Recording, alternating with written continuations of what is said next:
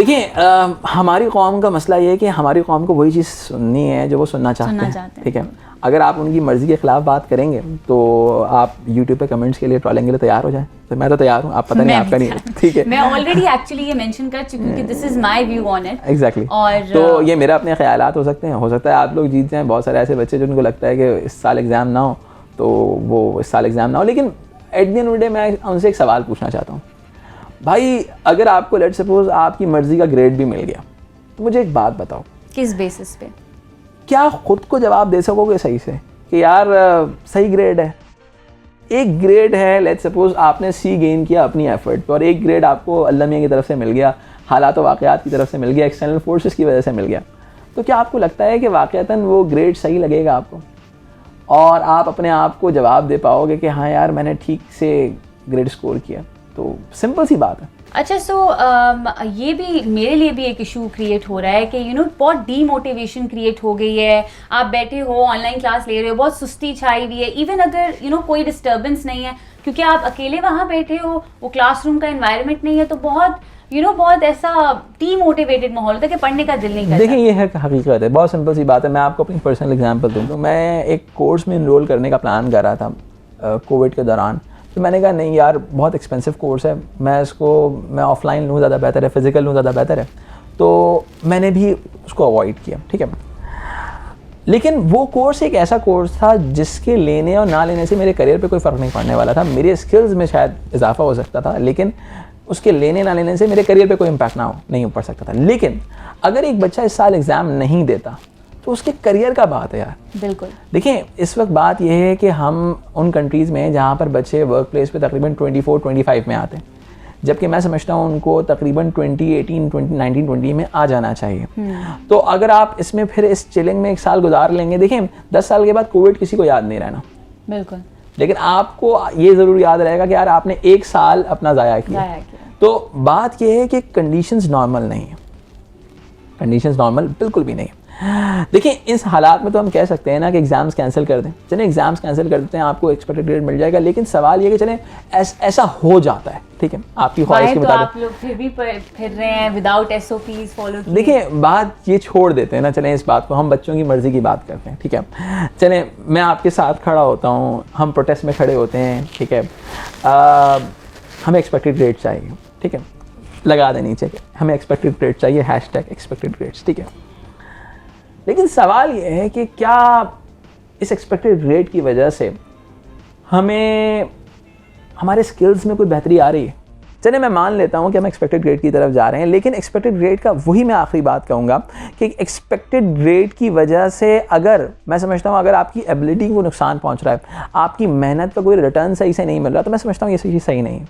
लेकिन अगर आपको लगता है एक्सपेक्टेड ग्रेड मिलने चाहिए क्योंकि आप विक्टिम हैं, ठीक है, तो अगर एक्सपेक्टेड ग्रेड के अलावा मैं समझता हूँ कोई बीच का रास्ता निकालना चाहिए। लेट्स सपोज ऑल्दो ये बड़ा मुश्किल काम है कि कोई सिलेबस के अंदर कमी आ जाए, ठीक है, ये किया जाए कि कोई इन्वायरमेंट यानी कि थोड़ा टाइम मिल जाए बच्चों को पढ़ने के लिए, ठीक है, तो उसके बाद हो जाए।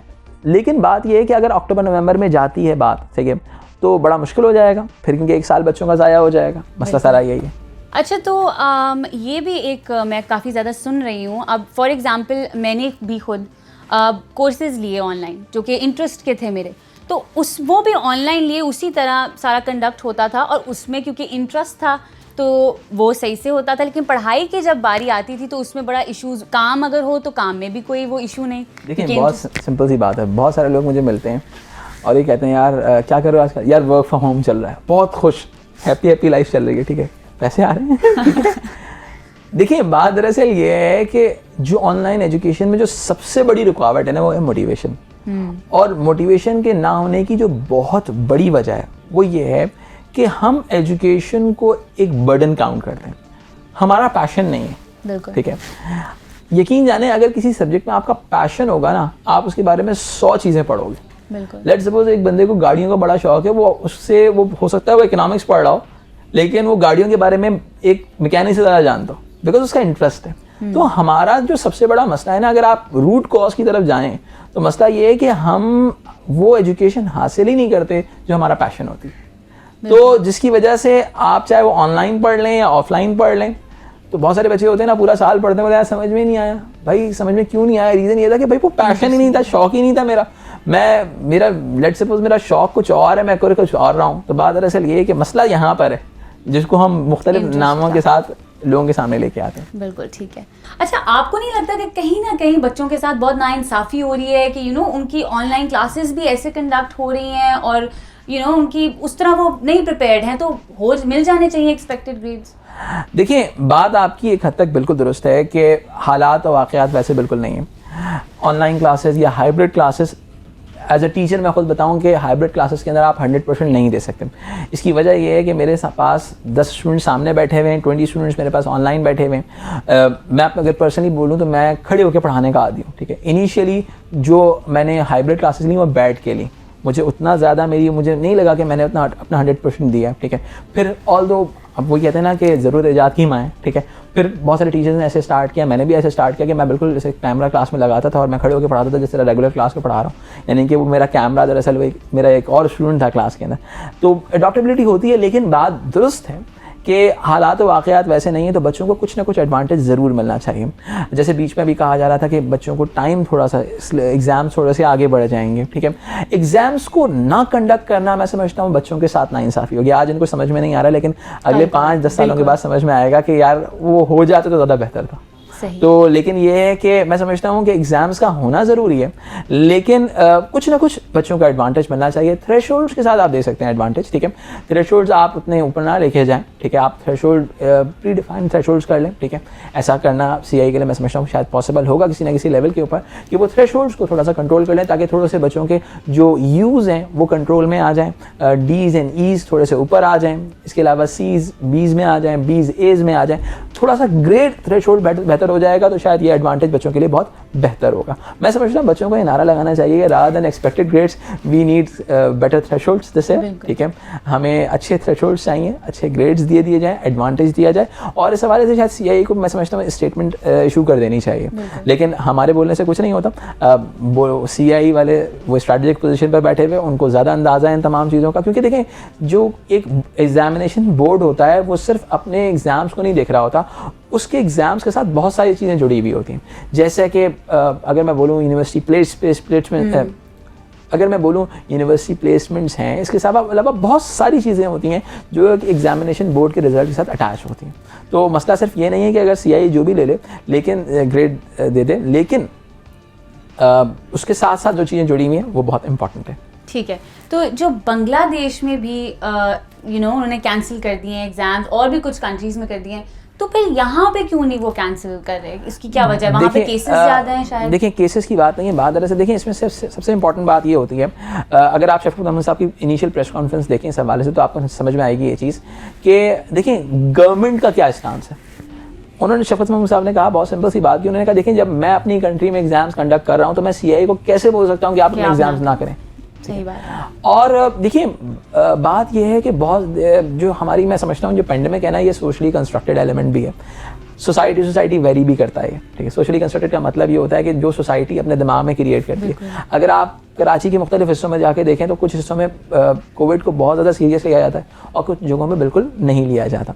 तो बात यह है कि पाकिस्तान में अगर आप ओवरऑल देखें तो हमारे बिजनेसेस चल रहे हैं, तमाम चीज़ें चल रही हैं, तो मैं समझता हूँ कि इसी वजह से गवर्नमेंट ने ये फैसला किया है कि अगर हम बच्चों को, उन्होंने कहा ना 1,40,000 बच्चा पिछले साल बगैर एग्ज़ाम के पास हुआ है, कोई भी बच्चा यूँ नहीं आया, कोई बच्चा फेल नहीं हुआ। देखिए एजुकेशनल मेरिटोक्रेसी के अंदर ये चीज़ ज़रूरी होती है कि कुछ बच्चे फेल भी हों, बिल्कुल, वरना तो सोसाइटी में ये जो आगे बढ़ने और पीछे बढ़ने की जो जंग है तो कभी ये तो ख़त्म हो जाएगी, वरना सारे बच्चों को आप सिमिलर ग्रेड्स देते हैं। और एक एक्सटेंट पे बहुत सारे लोगों का कहना है कि लोगों के एबिलिटी की बेसिस के ऊपर जज करना चाहिए rather than a piece of a paper, लेकिन बात हकीकत ये है कि piece of paper matters a lot, ठीक है, ये चीज़ मैटर करती है। तो यही बात है कि यहाँ पे गवर्नमेंट का स्टांस डिफरेंट है, वहाँ पे गवर्नमेंट का स्टांस डिफरेंट है। उन्होंने अपने लोकल एग्जाम्स भी कैंसिल करने। अगर यहाँ पर देखें सीआई तब तक कैंसिल नहीं हो सकता जब तक पाकिस्तान के लोकल एग्जाम्स कैंसिल ना हो। बिल्कुल। अगर आप कहते हैं कि लोकल एग्जाम्स कैंसिल करते हैं तो फिर आप किस बेसिस पे उनको ग्रेड देंगे? सवाल ये। तो आप फिर पास करते जाएं बच्चों को। फिर आप सोचिए ना कितना टफ कंपटीशन आपकी यूनिवर्सिटीज़ में होने वाला है। फिर यूनिवर्सिटीज़ के अंदर होता ये है कि यूनिवर्सिटीज़ के अंदर फिर आपके प्लेसमेंट टेस्ट में मसला आता है, उन टेस्ट में मसला आने की वजह से आप फिर अदालत चले जाते हैं, अदालत के अंदर स्टे ऑर्डर चलता है, ठीक है, तो फिर वो चीज़ और डिले होना शुरू हो जाती है। तो अभी इस वक्त आप ज़रा देखें अगर पाकिस्तान के अंदर, तो पाकिस्तान का जो हायर एजुकेशन सिस्टम है वो स्टेबल नहीं है। बहुत सारे PMDC के हवाले से है कि भाई PMDC क्या किस पोजीशन में रहेगा, उसकी पोजीशन को चैलेंज किया गया है। बहुत सारी चीज़ें हैं, इंजीनियरिंग यूनिवर्सिटीज़ के एग्जाम एडमिशन टेस्ट के हवाले से बहुत सारे प्रॉब्लम चल रहे हैं, मेडिकल यूनिवर्सिटीज़ के एडमिशन के हवाले से बहुत सारे प्रॉब्लम चल रहे हैं। तो आपका स्टेबल नहीं है और उस कंडीशन के अंदर आप 1,40,000 बच्चा पाकिस्तान के अंदर ऐसे ही छोड़ देते हैं, तो आप समझ सकती हैं क्या नुकसान हो सकते हैं इसके। बिल्कुल बिल्कुल, ठीक है। तो आप कोई मैसेज देना चाहेंगे हमारे स्टूडेंट्स को? मैं क्या मैसेज दूंगा, मैं सिंपल सी एक बात कहूँगा, यार पढ़ लें यार, बस खत्म हो गया ना, पार्टी हो गई ज़िंदगी के अंदर। कोविड में 1 महीना चिलिंग कर ली, 1 साल चिलिंग कर ली इनफैक्ट, ठीक है, तो आप पढ़ लें यार, हो जाएगा। मैं समझता हूँ कि हो सकता है, ठीक है। इस वक्त जो है ना, मैं समझता हूँ इस वक्त मेजॉरिटी टीचर्स जितने भी हैं जिनको जो इस सिस्टम को अडॉप्ट कर चुके हैं, उन्होंने अपने रिकॉर्डेड लेक्चर्स दिए, तो अपने टीचर्स के साथ रब्ता करें और उन रिकॉर्डेड लेक्चर्स के साथ करें और दिन रात एक कर लें, 1-2 महीने की बात है और हो जाएगा इंशाल्लाह ताला। आप करना चाहें तो कर सकते हैं, अगर ना करना चाहें तो 1000 तरह के बहाने हैं भाई। ठीक है, thank you very much, thank you so much for coming to our show. और ये थे हमारे साथ मिस्टर अब्दुल्ला शामिर, और इनकी राय आप लोगों ने जान ली है कि CAI कंडक्ट होने चाहिए या नहीं होने चाहिए, इसके ऊपर उन्होंने वाज़ेह तौर पे बता दिया अपना ओपिनियन। और मैं भी यही कहूँगी कि पढ़ें, क्योंकि मेरा भी यही मानना है कि इस साल एग्ज़ाम्स कंडक्ट हो जाने चाहिए। 1 साल बहुत था हमें पूरा इस तरह आज़ादी से जीने के लिए। So thank you so much for watching. अल्लाह हाफ़िज़।